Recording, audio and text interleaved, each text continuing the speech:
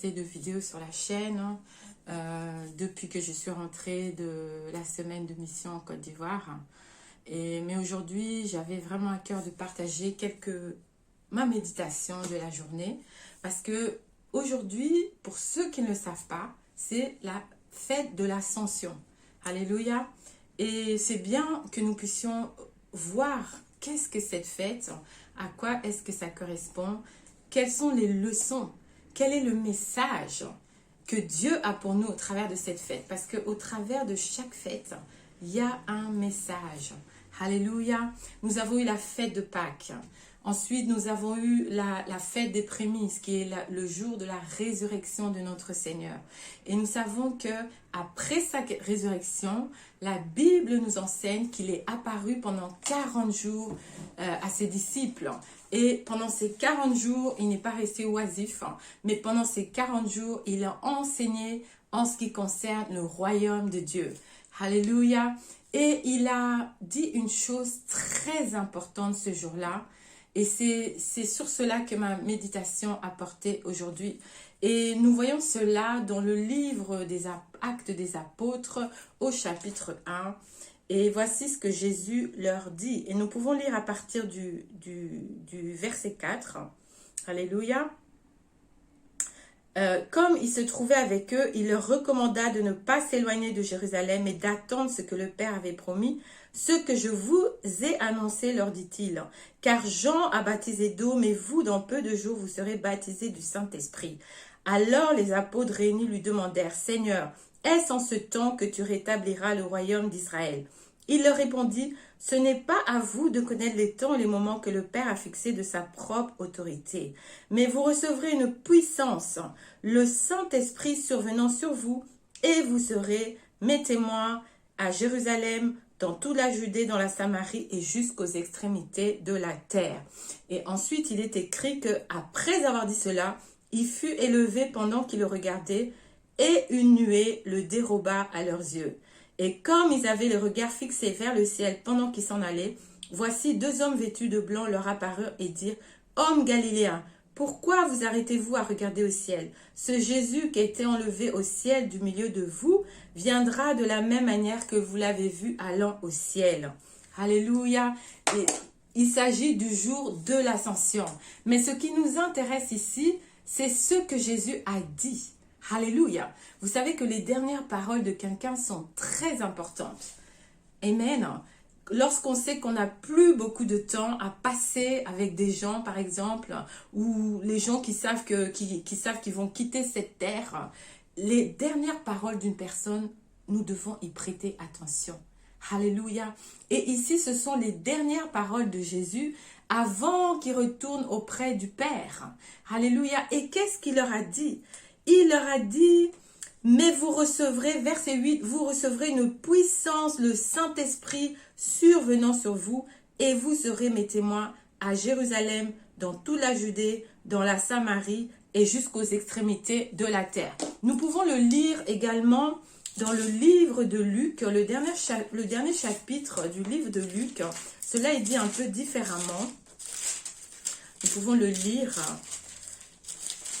dans le dernier chapitre du livre de Luc. Voici ce que Jésus leur dit. Au verset 44. Puis il leur dit, c'est là ce que je vous disais lorsque j'étais encore avec vous, qu'il fallait que s'accomplisse tout ce qui est écrit de moi dans la loi de Moïse, dans les prophètes et dans les psaumes. Alors il leur ouvrit l'esprit afin qu'ils comprennent les Écritures. Et il leur dit, ainsi il est écrit que le Christ souffrirait, qu'il ressusciterait des morts le 3e jour, et que la repentance et le pardon des péchés seraient prêchés en son nom à toutes les nations, à commencer par Jérusalem. Vous êtes témoins de ces choses. Et voici, j'enverrai sur vous ce que mon Père a promis. Mais vous, restez dans la ville jusqu'à ce que vous soyez revêtus de la puissance d'en haut. Ici, nous comprenons peut-être un peu mieux le message de Jésus. Il leur a dit, vous, restez dans la ville jusqu'à ce que vous soyez revêtus de la puissance d'en haut. Jésus a donné la mission aux apôtres. Jésus leur a dit, vous allez aller prêcher l'évangile. Vous allez aller prêcher la repentance à toutes les nations. Mais il y a une chose que vous devez faire avant de vous lever, avant d'aller prêcher. Vous devez attendre dans la ville jusqu'à ce que vous soyez revêtus de la puissance d'en haut. Alléluia. Et Jésus n'a jamais voulu que nous puissions aller prêcher l'évangile sans la puissance. Alléluia. La Bible dit ceci, que le royaume de Dieu ne consiste pas en paroles, mais en puissance. Alléluia. C'est pourquoi il leur a demandé d'attendre jusqu'à ce qu'ils soient revêtus de la puissance. Alléluia. Et le mot puissance ici en grec, c'est le mot dynamis. C'est la puissance d'opérer des miracles. C'est la puissance de guérir. C'est la puissance pour opérer toutes sortes de signes, de prodiges et de miracles. Alléluia. Et Jésus ne voulait pas que nous puissions sortir, que nous puissions aller prêcher sa parole sans être revêtus de cette puissance. Alléluia. Parce que si nous le faisons sans être revêtus de la puissance d'en haut, nous sommes en train de mal représenter le royaume de Dieu. Parce que la Bible dit que le royaume de Dieu ne consiste pas en parole, mais en puissance. Alléluia. Et nous voyons que les apôtres ont attendu. Les apôtres, dès que Jésus a été enlevé, la Bible nous montre qu'ils sont partis dans la chambre haute et qu'ils ont prié. Alléluia. Ils ont prié pour recevoir cette puissance-là dont Jésus leur avait parlé. Et nous voyons que le jour de la Pentecôte, alléluia, la Bible nous dit que tout à coup, alléluia, il vint du ciel un bruit comme celui d'un vent impétueux et remplit toute la maison. Des langues semblables à des langues de feu leur apparurent, séparées les unes des autres, et se posèrent sur chacun d'eux. Et ils furent tous remplis du Saint-Esprit. Et ils se mirent à parler en d'autres langues. Alléluia. Amen. Mais la puissance qu'ils ont reçue ils n'ont pas juste prié en d'autres langues. Si nous continuons à lire dans Actes des Apôtres, la suite, dans Actes au chapitre 5, nous voyons que les apôtres, la Bible dit que beaucoup de miracles et de prodiges se faisaient au milieu du peuple par les mains des apôtres. Alléluia. Et la Bible dit que le nombre de ceux qui croyaient au Seigneur, hommes et femmes, augmentait de plus en plus, en sorte qu'on apportait les malades dans les rues et qu'on les plaçait sur des lits et des couchettes, afin que lorsque Pierre passerait, son ombre au moins en couvre quelques-uns. La multitude accourait aussi des villes voisines à Jérusalem, amenant des malades et des gens tourmentés par des esprits impurs, et tous étaient guéris. Alléluia. La puissance dont Jésus nous a parlé, c'est une puissance qui vient pour les signes, les prodiges et les miracles. C'est une puissance qui vient pour manifester le royaume de Dieu. Et ici, nous voyons qu'on a porté les malades chez les apôtres et que tous, je dis bien tous, étaient guéris. Alléluia. Où en sommes-nous aujourd'hui? C'était ma réflexion toute la journée. Moi-même, je me suis remise en question. Alléluia. Où est cette puissance aujourd'hui dans l'église? Alléluia. Oui, c'est vrai, nous voyons des petits feux ici et là. Alléluia. Mais partout où le nom de Jésus est invoqué, il devrait y avoir des signes, des prodiges et des miracles. Et s'il n'y a pas cela, nous ne devons pas être satisfaits. Il doit y avoir une insatisfaction en nous qui va nous pousser à chercher, à demander, à frapper, alléluia, jusqu'à ce que nous recevions cette même puissance qu'ils ont reçue le jour de la Pentecôte. Oh, c'est vrai, nous parlons en langue, c'est vrai, nous prions en langue, mais est-ce que lorsque nous imposons les mains aux malades, tous les malades sont guéris? Alléluia. Le monde a besoin de voir la puissance de Dieu. Le monde a besoin de voir la manifestation de la gloire de Dieu. Alléluia. Nous vivons dans des temps de ténèbres. Nous vivons dans des temps où le diable a pris en otage une grande partie de la société dans nos nations. Il a pris les leaders, il a pris la jeunesse en otage. Alléluia. Et nous avons besoin de la puissance du Saint-Esprit. Nous avons besoin de la démonstration de la puissance du Saint-Esprit afin de gagner, d'arracher ces âmes des mains du diable. Alléluia. Nous sommes à la même époque que l'époque du prophète Élie. Alléluia. Le peuple était sous la séduction des faux prophètes. Le peuple était dans l'adoration de Baal. Alléluia. Pour ne pas dire de Satan. Et c'est ce que nous voyons aujourd'hui. Alléluia. Nous avons vu que ici dans la ville où j'habite, samedi passé, c'était la Gay Pride. Et toute la semaine passée, il y avait c'était des défilés, c'était toutes sortes de choses ici. Alléluia. Mais si nous n'avons pas la puissance de Dieu, comment est-ce que nous allons convaincre ces gens? Alléluia. Pour que les gens retournent à Dieu. Élie a dû faire tomber la puissance, le feu du ciel. Alléluia. Et nous avons besoin de cette puissance aujourd'hui. Nous avons besoin de ce feu aujourd'hui pour que les âmes puissent reconnaître qui est le véritable Dieu. Alléluia. Il y a tellement de séduction, mes amis, dans ce monde aujourd'hui. Tellement de faux prophètes. Tellement d'iniquité. Alléluia. Nous avons besoin de la puissance du Saint-Esprit. J'ai besoin de la puissance du Saint-Esprit. Jacques nous dit, vous ne recevez pas parce que vous demandez pas et vous demandez mal. Alléluia. Lisons Jacques, chapitre 4, le verset 3. Alléluia. Il dit ceci, vous demandez, vous ne recevez pas parce que vous demandez mal dans le but de satisfaire vos passions. Alléluia. Et plutôt, la Bible nous dit, Jésus nous dit que si quelqu'un demande, si vous qui êtes mauvais, lorsque vos enfants vous demandent du pain, vous n'allez pas leur donner des pierres. À combien plus forte raison votre Père, qui est bon, le Père Céleste, donnera-t-il le Saint-Esprit à ceux qui le lui demandent?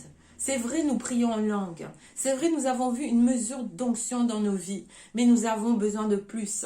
Alléluia. Nous ne pouvons pas nous contenter de cette mesure de l'onction que nous avons aujourd'hui. Nous avons besoin de plus.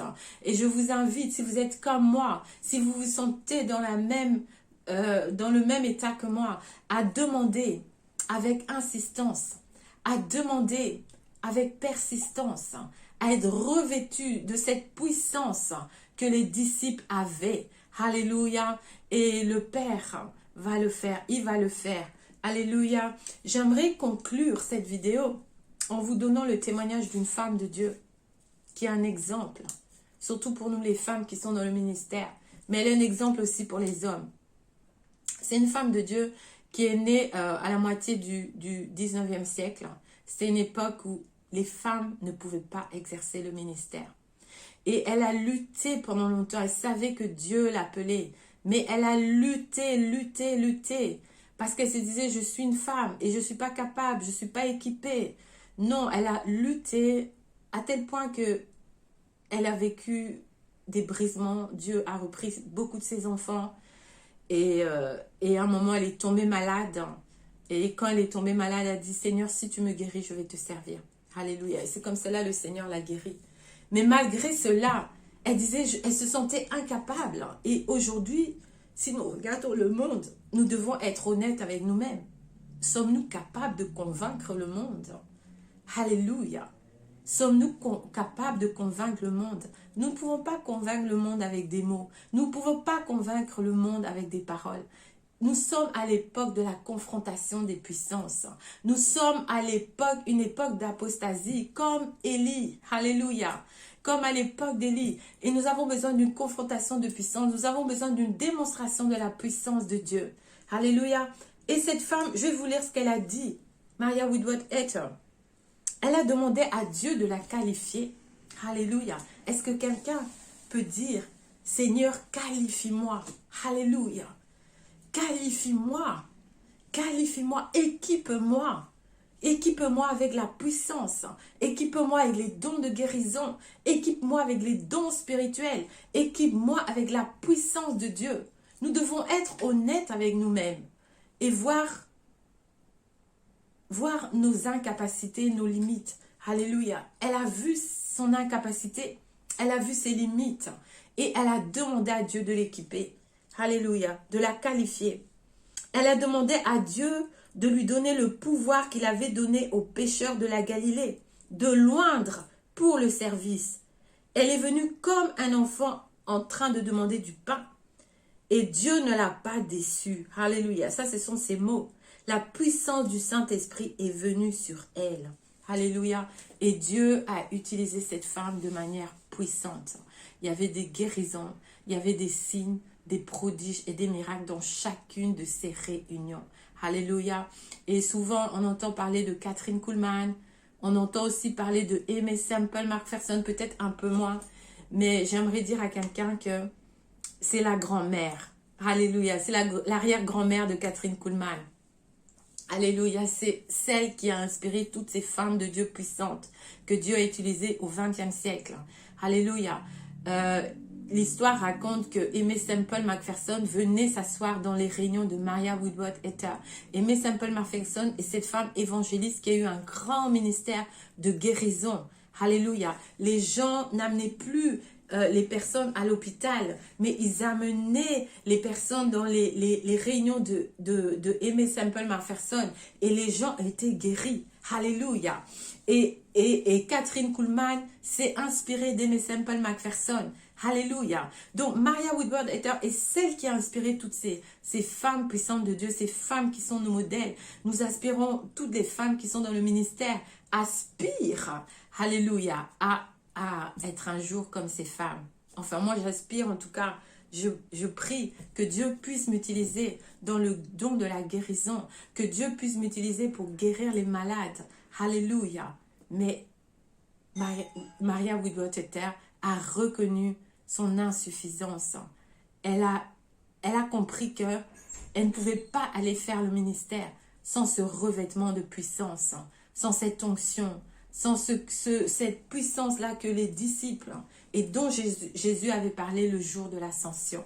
Alléluia. Et je crois que c'est un jour favorable pour parler de cela, mes amis, de parler que nous puissions nous remettre en question, que nous puissions vraiment réaliser que nous devons bien représenter le royaume de Dieu. Nous devons bien représenter notre maître.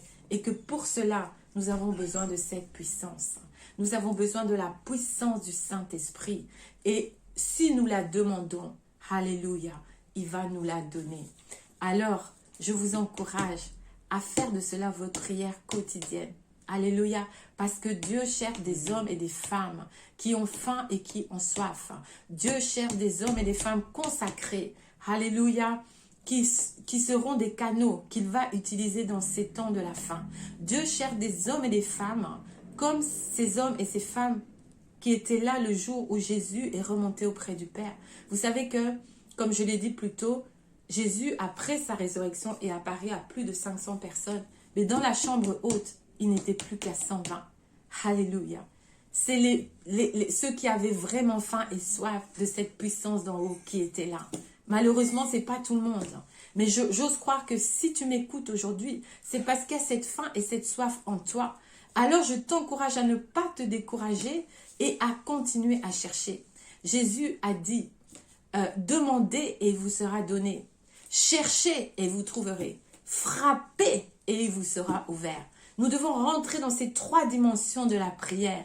Alléluia. Et je crois que Dieu va ouvrir les écluses des cieux et déverser à nouveau cette gloire. La même gloire que la première Pentecôte. Parce que la Bible, et plus encore même, parce que la Bible dit que la gloire de la deuxième maison sera plus grande que la gloire de la première. Alléluia. Nous avons besoin de cette puissance. Nous avons besoin de la dynamis.